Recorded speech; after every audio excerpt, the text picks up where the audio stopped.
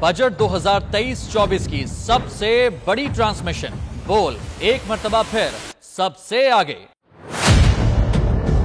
वजीर खजाना की बजट तकरीर की सबसे बड़ी कवरेज 62% अवाम ने देखा बोल की स्क्रीन पर। Welcome back to the budget transmission.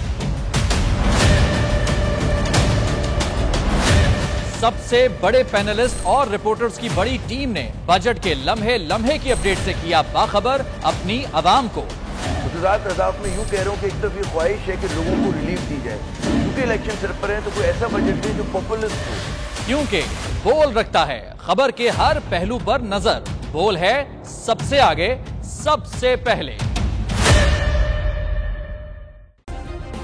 Subscribe करें और बेल दबाएं ताकि कोई खबर रह न जाए।